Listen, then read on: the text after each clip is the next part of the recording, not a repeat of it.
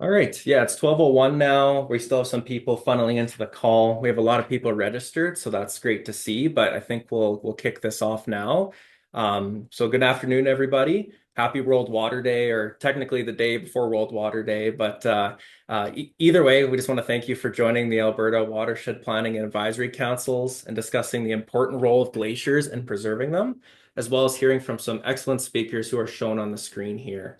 The webinar is only an hour, so we'll jump into the first presentation shortly. But before we do, I'd like to start us off with a land acknowledgement. I would like to note that the Alberta WPACs operate within the political boundaries of Alberta. We are collectively meeting on the traditional lands of the Treaty 6, Treaty 7, and Treaty 8 First Nations and the Métis peoples. Please take a moment to consider your role in the treaties and your relationship with the First Nations and Métis peoples of this land we share.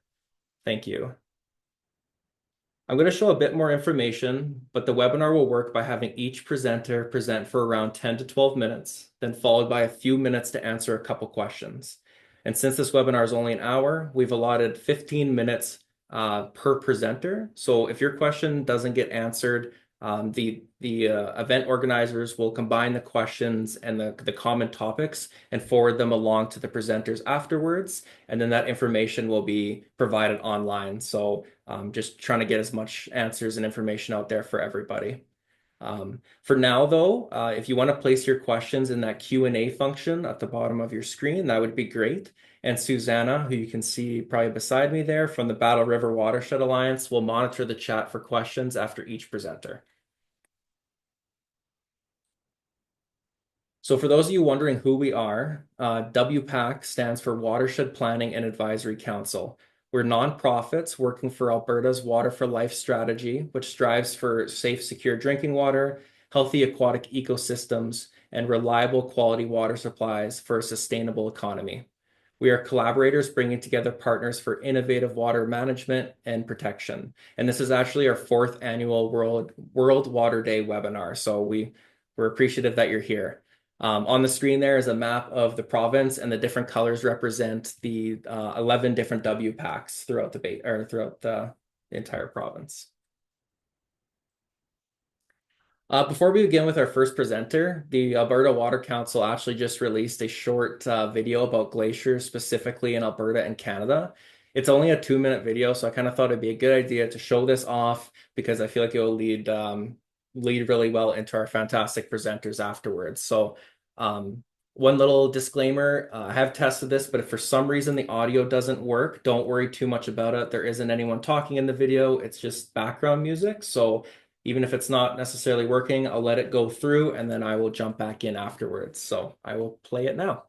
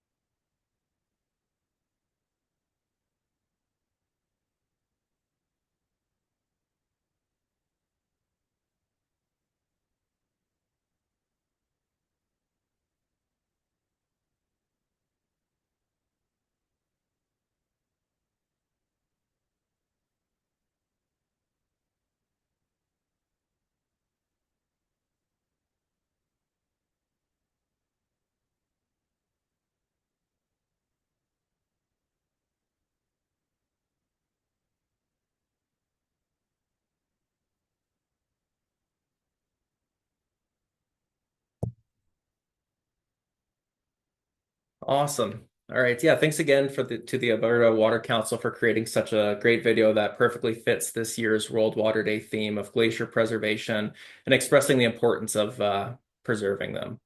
But yeah, that's enough from me for now. Let's jump into our first presenter.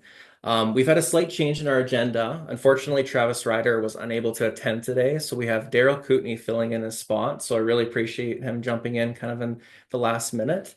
A little bit about Daryl. Daryl is a traditional singer, dancer, artist, speaker, youth leader, and filmmaker. He is from the Stoney Nakoda of Treaty 7 territory in southern Alberta and a member of the Dayan Nation in New Mexico from his father's heritage.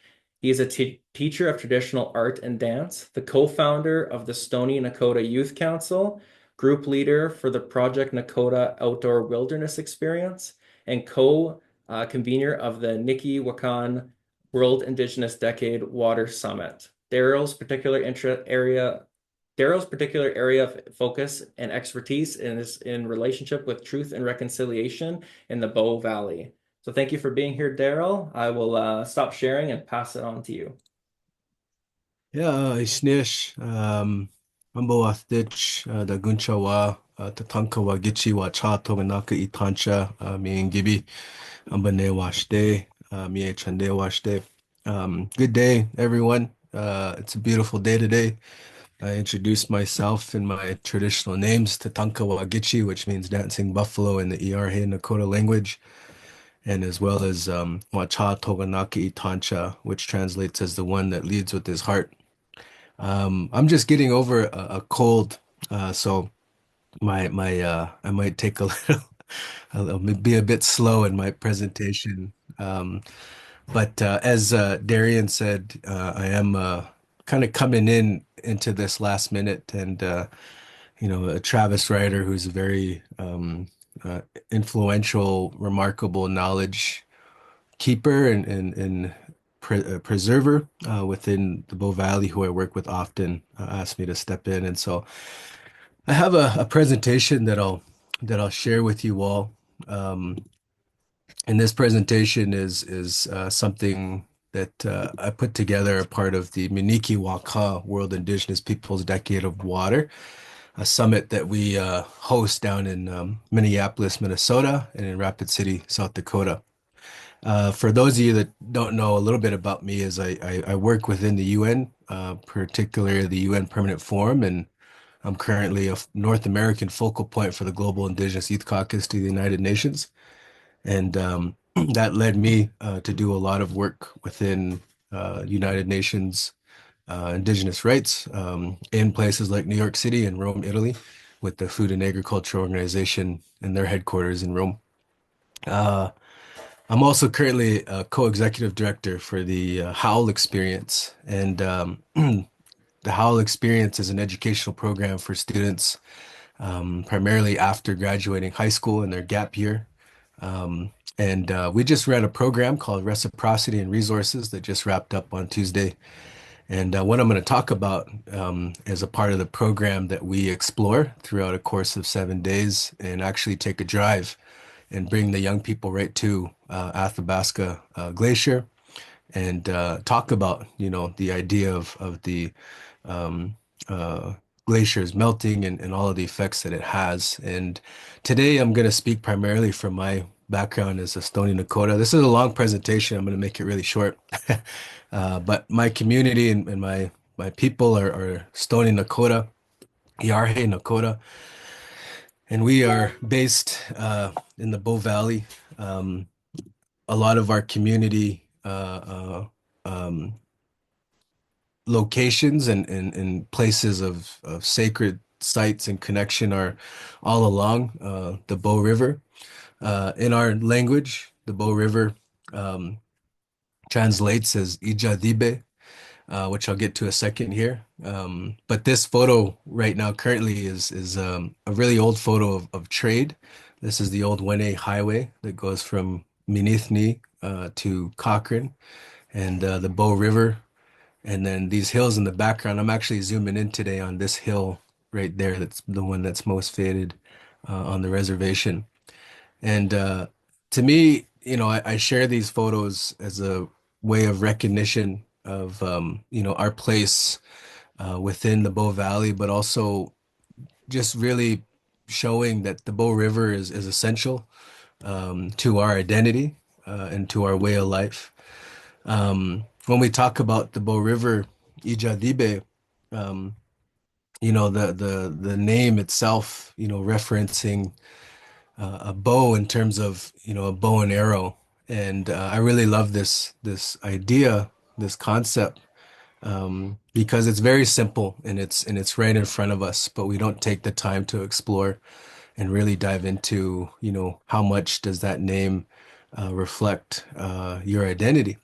And so for my community, especially in the work that I do, exploring those concepts are one of the things that I really do. And I have two examples that I'll share with you guys today.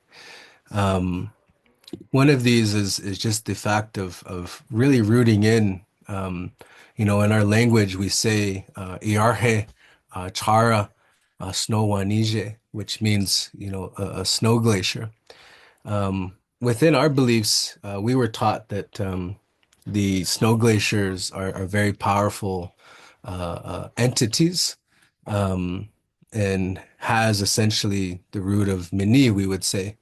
And to me, when we talk about water, we hear a lot about how water is life, and water is a good way of living, and that it's essential in every aspect of our life downstream. And so for our community, we have old stories about the snow glaciers, particularly dancing spirits, we would say, when the wind is blowing and you could see the kind of spiraling snow on top of mountains, on top of snow crevices or glaciers. Essentially, it's another form of the Northern Lights, in the way that most Indigenous peoples would interpret the Northern Lights.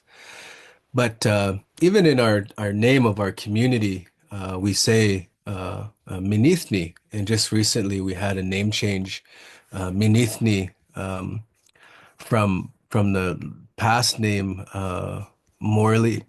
And Minithni in our language means, Mini is water, Thniech is cold, and so we're saying Minithni Oyade, which is a cold water nation, or Minithni Wapta, the cold water river, or Minithni Oyade, the cold water people. And a lot of these places within the Bow Valley, you still kind of see, especially in the Banff area, very significant locations that, even are describing a bit of our connections. Going into Banff, we have the big sign that I've always seen in Banff when we say Menechba, which is a waterfall in our language. Mini Wonka is the proper way to say it. And I think the way most people know it is Mini Wonka. Growing up, that really reminded me of the movie Willy Wonka. Um, but that lake, that valley particularly, to us is a very significant location of prayer, of sacredness. And so when you say Miniwaka, we're actually saying that it's the creator's water, or the water of the creator. And you could also translate it as being a sacred place of water. And I really love hearing the more and more as I, get to hear from presenters, both indigenous and non-indigenous, the concept and the saying that water is life is popping up more and more, and people are integrating that into their life and their water work and their ecosystems, and it's really great to see. And a part of my presentation here was to give those two examples of how it comes up and shows up into my life. And this is the Caven Basin, and again, this is a location that we consider a sacred site that speaks to our identity. It's the mineral water from the mountains, where we talk about old stories of identity and culture and history. Essentially, this place is a beacon. It's a very focal point of energy, regenerative energy, both mentally, physically, spiritually, and emotionally, that is heavily rooted in story and song and dance, and how deeply rooted and connected the Iarhe Nakota or Stony Nakota people are connected to. For example, this place holds a story about how the name Stony is not our way of identifying ourselves, but rather a European name that comes from the idea of how we cooked with stone in the ground. And there's a story about how this place was a meeting place for the Stony Nakota and other protectors of the mountains, where the transfer of that cooking method was giving to our community at this location or locations just like this. And so this location has a very strong story that many people are still learning about within our community. And so when you get exposed to stories like that, your connection to identity and your willingness and motivation to then care more about the land and to do more scientific research, experiential based work, especially in Indigenous communities where we're still overcoming challenges of intergenerational trauma, has a very strong, and that's always been the case. It has a very strong influence, place of sacredness that is rooted in identity and place. The last kind of example that I'd like to show you guys is going back to Ijadibe and the river, for myself being able to explore that concept and really, when we talk about water with young people, Indigenous communities, we have to make it interesting. We have to make it inviting and really bring forward young people who are not thinking, about, especially Indigenous youth who are not thinking about restoring ecosystems, water preservation, glacier preservation.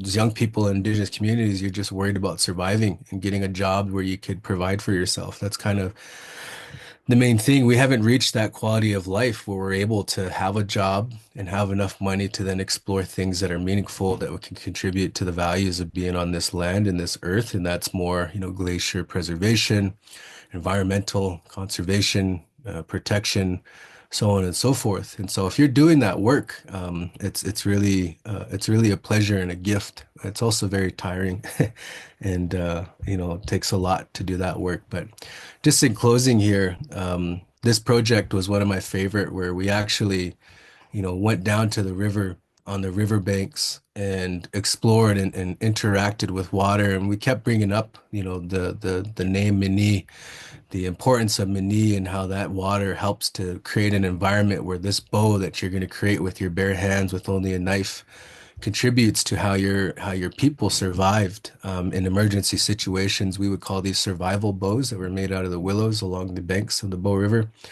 and essentially really bring it forward to them in this process of hands-on learning. And at the end of the day, being able to have a shooting contest on whose bow can shoot the furthest. Um, but also just in closing here, just that idea of being so rooted in these concepts, in these sacred places. The river is a sacred site in itself, rolling downstream and upstream, and being engaged in these processes. Again, it's essentially a way of being reconnected to yourself, to the values of Indigenous ways of being in community, which again is a lot of the values that people all across the world are looking to now in terms of preservation, conservation, and protection, and ecosystems, and nutrition, and biodiversity. And so today, I just wanted to share the essence of that. And, there's so much to explore when resources and partnerships and collaborations come together, where I know that's a big issue at a municipal level within the Bow Valley of these jurisdictional borders. And I'm just also, again, just happy to bring this forward today and share a little bit of the work I do, and a little bit of these concepts, and always happy to talk further with them down the road. Ishnish, and thank you. Pass it back to you there, Darian. Awesome. Yeah. Thank you, Daryl. Yeah, that was great. It was great to hear about the type of work you do and the true history of the Bow Valley, and the importance of that history, and also the how important glaciers are as well. So yeah, thank you for that. That was awesome. Yeah, Suzanne, I don't know if there was any questions in the chat or the Q&A box. It's hard for me to tell, but if there is, we have about 4 minutes for some questions. We don't quite yet, but please feel free to enter your questions now if you have any for Daryl.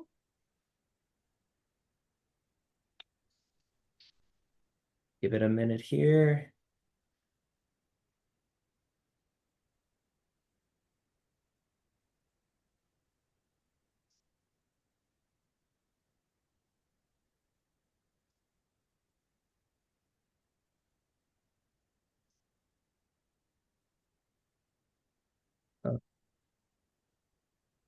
I did see.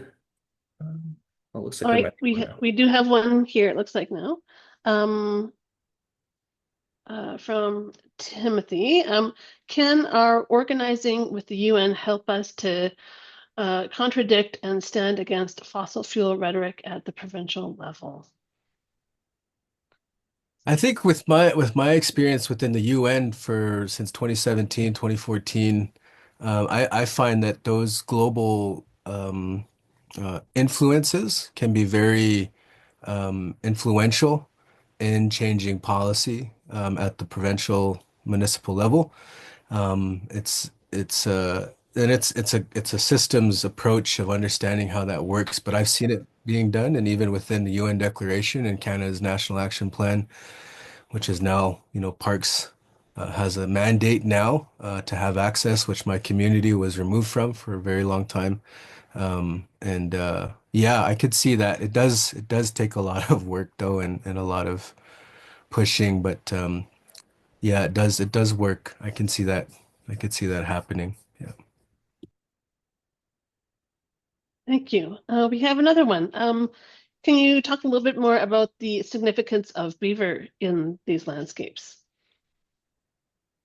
That's a good one. That's kind of one part I don't know too much about because, as Indigenous peoples, we have different, I guess, knowledge in different areas, and the beaver one is not my my area. But I do know that beaver is a sacred animal within our community because it has the ability to see both on land and below water. And their hide and their medicines that they carry are used in very significant ways for healing in ceremony. That's about as far as I know with beavers. Yeah. Great, thank you. Um, Another one from Petra. How can watershed groups find more opportunities to collaborate with Indigenous communities on water projects? Yeah, I think, Indigenous organizations are starting to come about, especially youth run. I'd say partner with them. I think there's a lot of resources that Indigenous communities don't have access to right now. And I think there's a big bridge that needs to be created. I think there's knowledge that's there. People are willing to share now more than ever. But also, there's still some capacity building that needs to be done. And I think watersheds are in a great position to build up that capacity. Um, and it's again, just at the UN level, global level, collective and more people you can bring on to a shared vision is how those things get done at those levels and also locally as well. So I would encourage, people to reach out and find those individuals locally. Yeah. We have another question from the County of Warner. Any thought on the bison graze of grasses at different heights, providing nesting grounds for birds? They also roll around and pack the soil in depressions in the ground known as wallows. Their wallows fill with rainwater and offer breeding pools for amphibians and sources of drinking water for wildlife across the landscape. For feeding, that's a good question. I mean, I imagine that the quality of grass, to me sounds the opposite, where the more you get away from the mountains, the more quality it gets. But in my mind, I feel like it's the opposite, where the more closer you get to the glaciers, it should be more, better nutrition and rooted in the grass. But yeah, that's a good question. I think for sure buffalo are historically known to be in the mountains. So to me, that's a good sign. But yeah, that's all I could say about that one. I definitely agree they're a keystone and a really good icon for speaking about how all my relations uh cross over with each other. Yeah. Awesome. Well, thank you very much, Daryl, for sharing your knowledge and spending the time with us on this World Water Day webinar. We really appreciate it. All righty, I'll just quickly share my screen again here. We will now move on to the next presenter, Masaki Hayashi. Masaki is a professor in the Department of Earth, Energy, and Environment at the University of Calgary. He received his Bachelor of Science and Master of Science in Earth Sciences from Waseda University and Chiba University, respectively, in Japan, and his PhD in Earth Sciences from the University of Waterloo. His main research interests are in the connection among groundwater, surface water, and atmospheric moisture in various environments ranging from the prairies to the mountains. His presentation today will be on rock glacier hydrogeology, hidden reserve of groundwater in the Rocky Mountains. So thank you for being here, and feel free to take it away. I will stop sharing again. Okay, well, thank you, Daryl. I'll try to share my screen. Okay. Perfect. We see it. All right, great. Well, thank you again for having me here. I've been asked to talk about rock glacier for this event, so I thought I'll just put together a short presentation for this. So this photo is a classic rock glacier. This was actually in northern Italy, near a place called Dolomite Mountains. So we have this rock glacier in the middle, and then it turns out this rock glacier produces, okay, let's see, a fair-sized stream coming out of this rock glacier. So the main theme of this little talk is to show that this rock glacier and other similar looking landforms are important reserve of groundwater, even though it's hidden. So we're bring the story back to Alberta watersheds. So this is a hydrograph of Bow River measured in Banff. So I'm just showing last few years. So in the summer, let's say from May until August, we have flow varying from year to year. That's because it really depends on how much snowpack is in the mountains and how fast it's melting. And we remember 2 years ago, 2023, the province was warning us that there's not going to be a lot of flow in the river, and that's what happened. But aside from those 4 or 5 months, the river flow in Bow River and other mountain rivers are very, very stable. That's because almost 100% of this water comes from the reserve of groundwater in the mountains. So here we are on the World Water Day, I guess the eve of World Water Day, talking about glacier preservation. And a lot of that is kind of focusing on the potential impacts of climate change. So what would happen to these rivers sustained by the groundwater flow for about 7 to 8 months of the year? So we pondered about this question about 20 years ago. So we set up a research site in this beautiful place called Lake O'Hara, which is not in Alberta, actually in the BC side. And then we're studying this creek. It's called Opabin Creek. So that's one of the creeks pouring water into this Lake O'Hara. So this is the headwater of Opabin Creek. So this is where the Opabin Creek is born, just like many hundreds of small streams in the Rocky Mountains. So we have this melting glaciers, and according to that YouTube video, this will be gone by 2100. And then you don't see any water here. So this photo was taken in the end of the summer, but yet there is a stream coming out of this feature here. This is actually not rock glacier. We call it the moraine. So it's the deposit generated by this shrinking glacier many thousands of years ago. So here is, iconic glacier, and then this is a river coming out of this front of the glacier. So the question is, so in late summer, when there's not much snow around, how much of this stream water is provided by the melting of this Opabin glacier?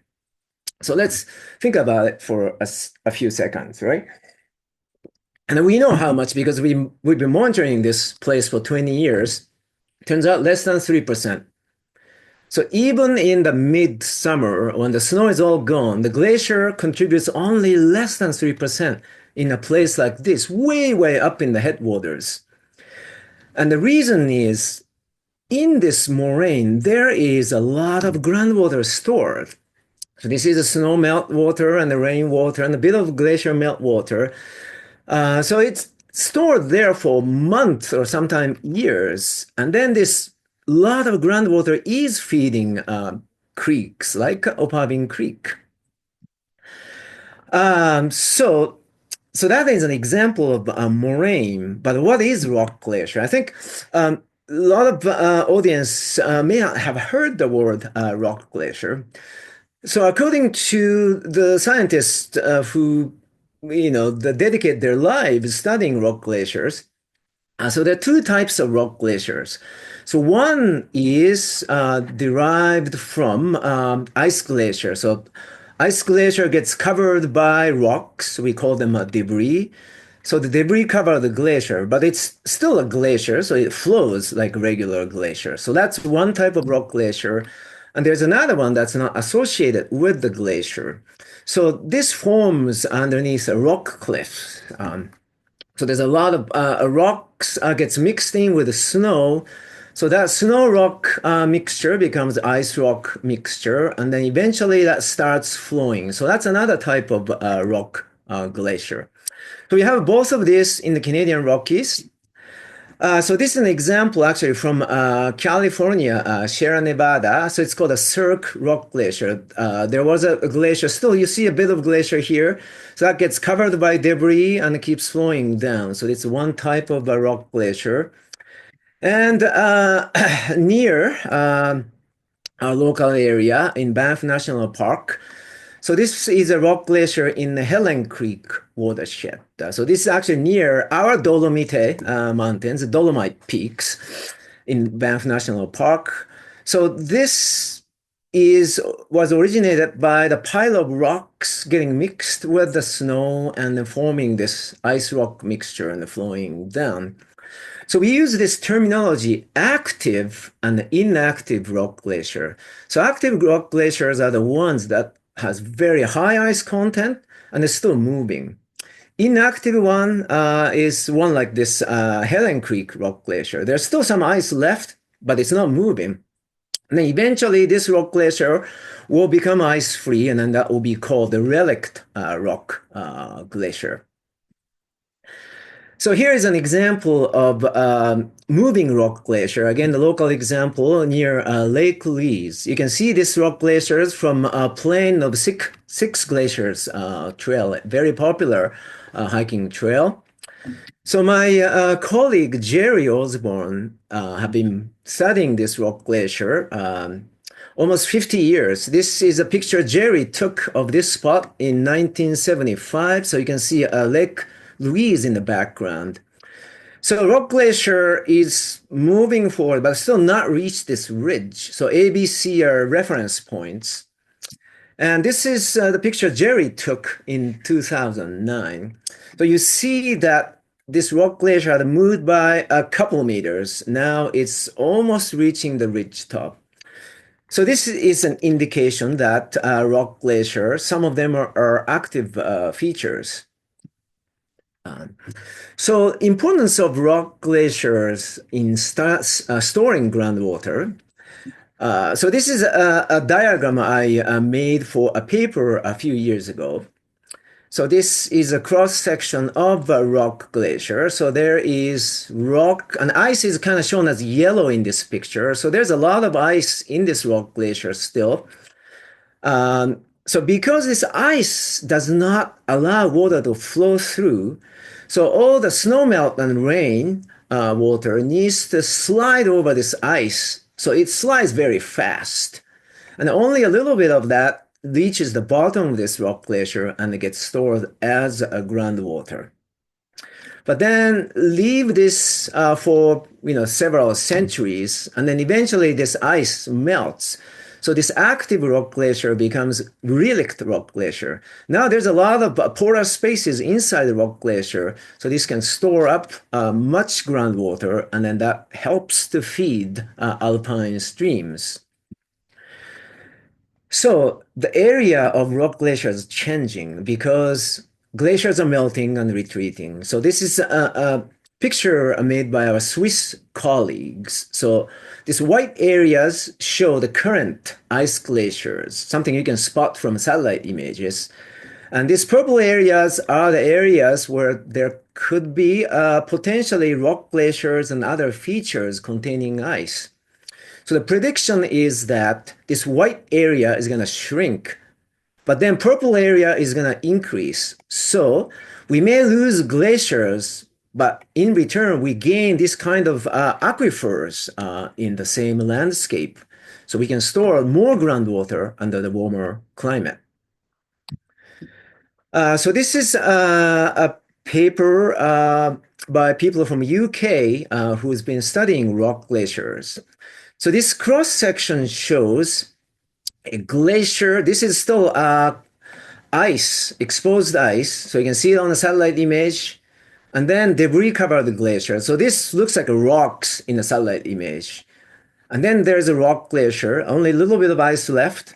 And then in front, there is an aquifer made by glacial sediments. So the flow of water over ice is fast. There's not much of a storage. But then in rock glacier, it becomes groundwater flow. It may take months or years for this groundwater to go through rock glacier, and then eventually it goes into aquifer, and that feeds the streams like Opavin Creek, Helen Creek, and then all those hundreds of streams become Bow River flowing through Banff and Calgary.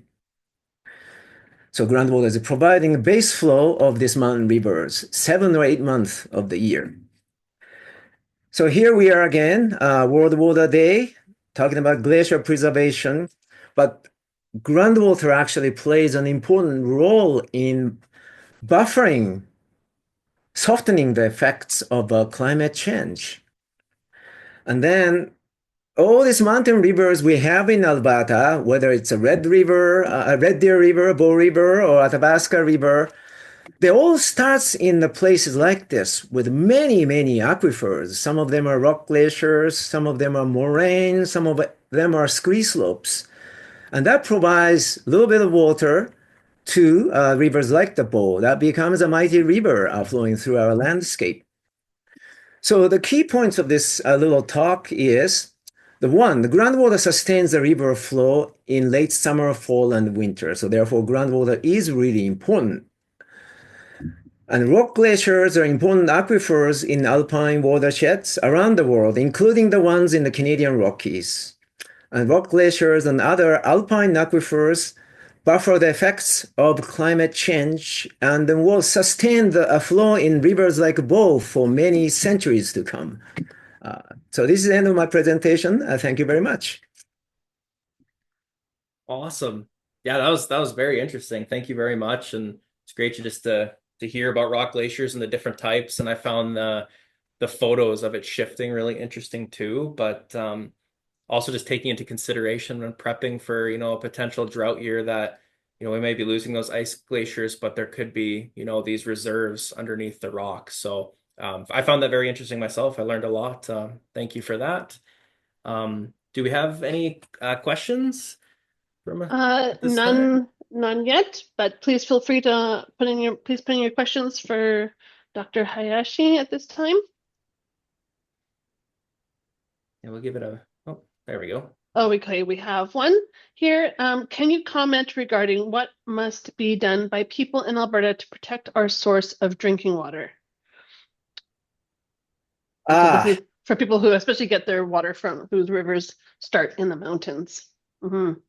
Yeah, I think there are, things you can do to protect the headwater areas. So there are human activities that can influence the way how the water is getting into the river. Logging that comes to mind. Not all loggings are bad, but then there are ways you can do it sustainably versus, not so sustainably. And coal mining's have been a hot topic in southern Alberta. There are a lot of thoughts people can put in. So all those things, I think, will help. Great, thank you. Another question here is, will a warming climate lead to faster melting of the rock glaciers as well, or is there some protection from the rocks? Yeah, that's a very good question. So the one thing about rock glacier is that it has an armor of rocks, so it does not melt as fast as ice glaciers. Hmm, So ice glaciers may melt in a matter of a century or so, but the rock glacier will take time. For example, the one at the Helen Creek we study. So that's a remnant of the cold period, probably from about 10,000 years ago, and then it's still surviving. Not much ice left, but there's still some ice left. So it's resilient, much more resilient than ice glacier. that's good to know, yeah. Another one we have here. Is it true our hydrology is getting more flashy? Apparently, rock glaciers buffer or attenuate that flashiness. Is that correct? So 3% of outcome flows from melt, 97% GW. Yeah, so the flashiness comes from the flashiness of the summer storms and the flashiness of snow melt. So I think a lot of this river flow, let's say from May to July, August, is controlled by how fast snow melts and how much storms we get. Um, so there is relatively little influence of these hidden reservoirs during those periods. But after that, I think the river behavior of a river is primarily controlled by groundwater. So that's where things like rock glacier plays an important role. Hmm. Do you think groundwater will have a growing impact on downstream surface water chemistry, especially stream temp, but also other parameters? Yeah. So what generally we say is that groundwater buffers both flow amount and also temperature. So Mhm. by and large, the temperature of groundwater is similar to mean annual temperature. So here in Calgary, the temperature of groundwater is about 3 or 4 degrees. In the mountains, it gets a bit colder. So springs typically maintain that low temperature in summer and a higher temperature in the winter. So groundwater is a good, buffering mechanism for the rapid temperature change in streams. And the chemistry, of course, depends on what kind of rocks and sediments groundwater comes through. So here in southern Alberta, a lot of mountains are made by limestones. So we get relatively hard water, not very hard, but hard water because of the dissolution of carbonate minerals. So once in a while, your kettle, you have to kind of, wash it with a vinegar or something to remove those white crusts.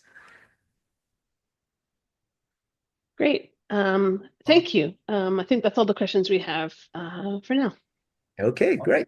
Thank you. Awesome. Yeah. Thanks again. That was a great presentation. Alrighty. For our last presentation of the webinar, we have Mitch Wicentaylo. Mitch is the Headwaters Program Coordinator with the Athabasca Watershed Council, and in collaboration with ART intern Crystal, he will be speaking on the project focused on understanding climate change in the Athabasca headwaters and the adaptation needs of downstream users. This work has included a deep dive into the many glaciers in the Athabasca. His presentation is called The Pulse of Athabasca, Glaciers, Flow, and Future Risks. So thank you for being here, Mitch, and I will pass it on to you. All right, thank you, Darian. Yeah, let me just share the screen here. Hopefully it still works. All right, can everyone see that all right? Yeah, sure can. Okay, perfect. All right, yeah, thank you everyone for having me here today. I will be presenting the Pulse of the Athabasca, Glaciers, Flow, and Future Risks. Most of this was put together by my colleague Crystal, who unfortunately wasn't able to be here today, but some great information that we collaborated on. So hopefully this will be interesting for everyone. It's not working. There we go. Before we begin too, I just want to recognize that the Athabasca Watershed Council acknowledges many treaty nations. The Athabasca headwaters are located within the traditional territories of various nations of Treaty 6 and Treaty 8 and the Métis homeland. And we recognize these deep connections that the nations have to the land, the waters, the ecosystems within this area. So we honor that stewardship and knowledge and really strive to continue working with the communities and really, bridging some of those gaps, committing to listening and learning and really, improving the health of the headwaters in these spaces. So Crystal put together a bit of a quote here from Gemma Wadman. We're going to lose quite a lot of glaciers, and the scary thing is that these are lifelines to us through their fresh waters, but also how they connect with the very fragile environments and ecosystems around them as life support machines in many ways. And I think we are essentially cutting off that life support machine to ourselves. So glaciers at the source. There's over 200 perennial ice masses in the Athabasca watershed, mostly along the Continental Divide. The median size of these was 0.36 square kilometers as of 2006, and the largest 10 glaciers account for 43% of glacier area. The Athabasca Glacier is the fourth largest, and it's the only glacier that is routinely studied in the Athabasca watershed. Glaciers are a phenomenal indicator of climate change, but they are more than just symbols. They are the keystone of headwaters, hydrology, and ecology. And Athabasca Glacier is by far the best known glacier in the region, but it's far from the only one. The 200 plus glaciers in the upper watershed are little known, but they all have an important role to play in the headwaters, hydrology, and ecology. Athabasca is more heavily glaciated than the Bow River, which is estimated to have more than 5 times the glacier volume. But it has similar glacial volume to the Peace and North Saskatchewan basins. So the importance of freshwater ecology. Stream temperature and dissolved oxygen regulation is really important, especially for heat-intolerant species like mountain whitefish, lake whitefish, Arctic grayling, a lot of these other species, especially bull trout as well. Glaciers themselves are unique habitats teeming with microscopic life, and glacial-fed rivers provide complex habitat with a mixture of pools, bars, and islands. Glacial sediment provides nutrients to downstream ecosystems as well. So ice to river the headwaters and the glacial connection. On the annual basis, direct glacier contribution to surface flow is modest, but it varies greatly by season, with glaciers playing a very important role in summer flows. So at Jasper, the annual contribution is 5.9% of stream flow, and the maximum is in August, where it accounts for around 26% based on data we've collected from 1981 to 2010. At Hinton, the contribution is lower, with approximately 3.9% annual stream flow being from the glacial melt, and the maximum percent occurred in August with 19% based on data from 1981 to 2010. Less year-to-year variability in summer stream flow is shown in glacially fed rivers, and contributions to groundwater recharge have not been quantified, but there is increasing attention to the importance of alpine environments to groundwater recharge in the Canadian Rockies. So ice in decline, a slow retreat. Glaciers have been retreating since around the mid-1800s, but the rate of retreat has dramatically increased due to climate change.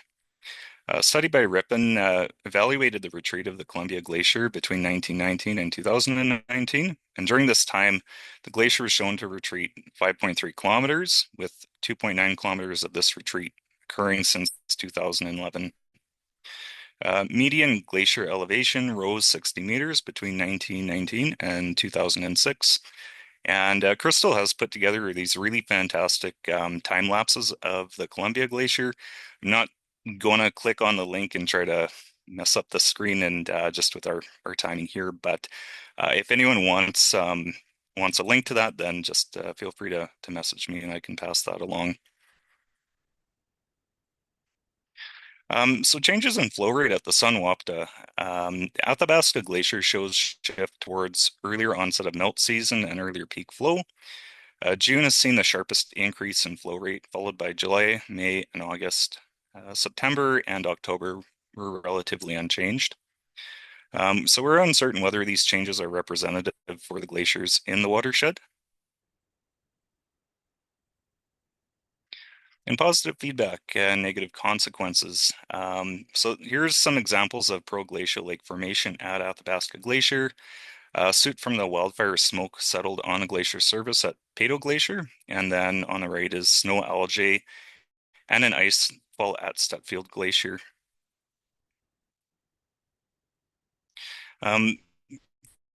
Glaciers do take time to respond to environmental changes. Even if we stabilized warming at current levels, glaciers would also continue to retreat. Retreat comes in the form of lateral retreat and thinning. So it's difficult to quantify with precision how much volume has been lost without initial measurements of glacial volume. And some of these projections, so the study by Clark estimated that the Canadian Rockies will lose 90% of glacier volume as compared to glacier volumes in 2005 and by the year 2100 under all emission scenarios except the RCP 2.6. They also predict peak ice volume loss and therefore peak water in Western Canada to occur between 2020 and 2040. A study by Chernos predicted that glacier coverage in the Athabasca River would also decrease from 272 square kilometers in 2010 to 150 square kilometers in 2050 to 50 square kilometers in 2100 under the RCP, which is the representative concentration pathways that it's used to help predict the future climate change impacts. A study by Marshall also estimates that the Peace and Athabasca River Basin glaciers are most resilient to the climate change, with the Athabasca River Basin retaining 13 to 37% of its ice volume by 2100. Depending on the emission scenarios, glacier mass is expected to decrease from 16.7 cubic kilometers in 2005 to 2.7 to 6.2 cubic kilometers by 2100. And so some of the key takeaways, glaciers are important insurance accounts during warm, dry periods for headwaters, ecosystems, and communities. Data is sparse for the Athabasca headwaters. Remote sensing, hydrological modeling, and climate modeling have come a long way, but we still need to collect in situ observations to calibrate and verify models. And unlike other ecosystems, glaciers cannot be restored. So in order to maintain any glacial mass in the watershed, global greenhouse gas emissions do need to be stabilized. Just some additional references. And then here's some links to that she passed along. So again, if anyone wants more information about this, I can definitely connect you with Crystal. She's kind of been championing a lot of this this research that the Athabasca Watershed has been doing on glaciers. Yeah, that is the presentation. And if you have any questions, try to ask them as best as I can. Awesome. Sorry, I was gonna enlarge my screen here. Yeah, thanks so much, Mitch. Let's see here. Yeah, so just noticed there's some comments about those links. I know myself, I'd be interested in the time lapse of the Columbia Glacier. So, would it be best, yeah, just to contact you or Crystal or? Yeah, for sure. I will try to put those links in the chat here. You see, Okay. Ethan had mentioned that, so I'll do that here in a minute when I get off screen. Otherwise, thank you again, Darian, and everyone for listening. Of course, yeah. I think he throws it in there. Maybe let's give it a sec here to see if there's, oh, looks like there's a question there. All right. Yes, thanks for that presentation, Mitch. The first question here is, are there any radar types like LiDAR that penetrate the ice for depth and volume calculations? That is a great question. I am not too sure actually if there are any radar types like LiDAR. I'm assuming there would be, but I can definitely get that information and pass that along. Great, thank you. Another one, how can we encourage more researchers to move north? Um, I mean, I think with some of the provincial or federal granting programs, if we can get some of those costs taken care of to get more researchers out there and have some more monies available, especially I guess in terms of moving and living in these areas to better research them. Mhm. That would definitely be welcomed. But I mean, encouraging more researchers to move north. I'm not sure if you mean like moving, or just doing more research up north. But Probably that too. Yeah. yeah, that honestly, I think, and this goes across, whether it be glacial research or really anything to do with the watershed research is, we really need to support and promote that sense of responsibility within not just the science community, but just, globally, right? If people feel a sense of responsibility and passion within these areas that are so sustaining to our life on Earth, right? Then I think people are going to be more motivated to want to participate, whether it be as a citizen scientist, a researcher with a university, to really learn more about these spaces, take the time to, identify priority areas, the issues at hand. Once we gather this information collectively, then we can, better inform ourselves, local governments, federal governments, to start, making more progressive moves to ensure the sustainability and the long-term health of the biodiversity of these watersheds. So, um, that's a hard question to answer, but I think it comes down to really promoting that passion and excitement of just understanding we're intertwined with these environments. Whether it be riparian areas or glaciers or really any part of the environment.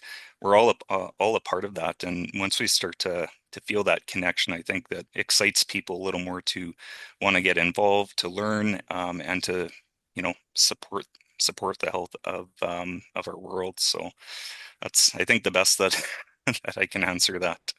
Yeah, no, that was good. Great Thank you. answer. Yeah. Yeah. Awesome. Well, I think that's it for Yeah. questions then. Looks like Okay. that's it. Yeah. Well, thank you again, Mitch. That was a great presentation. And it's just, yeah, interesting to see the projections and how natural changes and climate changes can have different effects on these glaciers. So, um, yeah, that kind of concludes our webinar here. We have 2 minutes left, but just in closing, I want to thank everyone for attending this webinar. I hope you're able to learn some new things and further understand the importance of glaciers and why it's important to preserve them. I'd like to thank the Alberta Water Council for their help with setting up this webinar. I'd like to thank the Webinar Planning Committee as well for putting on a great event. And I'd like to thank our amazing speakers today. This was a great way to spend a World Water Day Eve together. Um, and yeah, if there's nothing else, thank you to everyone and have a great weekend.